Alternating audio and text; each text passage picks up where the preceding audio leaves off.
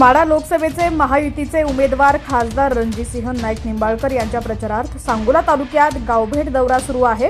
महायुतीचे उमेदवार खासदार रणजितसिंह नाईक निंबाळकर, आमदार शहाजी बापू पाटील, माजी आमदार दीपक आबा साळुंके पाटील, भाजपचे जिल्हाध्यक्ष चेतनसिंह केदार सावंत यांच्या प्रमुख उपस्थितीत महूद या ठिकाणी जाहीर झाली। यावेळी निंबाळकर हे विरोधकांवरती चांगलेच बरसलेले आहेत। खासदार निंबाळकर म्हणाले, विरोधकांनी पहिले डोळे आणि बुद्धी तपासून बघा, देशात काम करताना टॉप 10 खासदारांमध्ये माझं नाव आहे। पाहुयात निंबाळकर काय म्हणाले। फलटण निश्चितपणे दहशतमुक्त करण्याची वेळ आलेली आहे। जे दहशत करतात तेच नारळ फोडतात। निश्चितपणे फलटण शहर मतदानातून दाखवेल की कुणाची दहशत होती आणि कुणाला मुक्त करायचे फलटण ठरवेल। रामराजेंचा फटका बसू शकेल। रामराजे निंबाळकर मागच्या निवडणुकीतही माझ्या विरोधात होते, यावेळेसही माझ्या विरोधात आहेत। त्यांचा फटका वगैरे काय बसत नाही।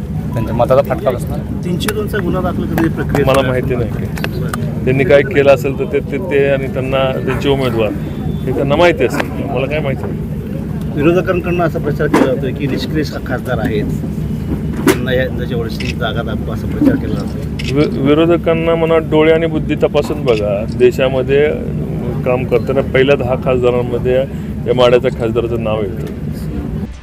लोकसभा 2024 तसंच राजकीय घडामोडी पाहण्यासाठी HPN मराठी न्यूज चॅनलला सबस्क्राईब करा आणि बेल आयकॉनवर क्लिक करून नोटिफिकेशन्स मिळवा, जेणेकरून आमचे अपडेट्स लवकरात लवकर तुमच्यापर्यंत पोहोचतील।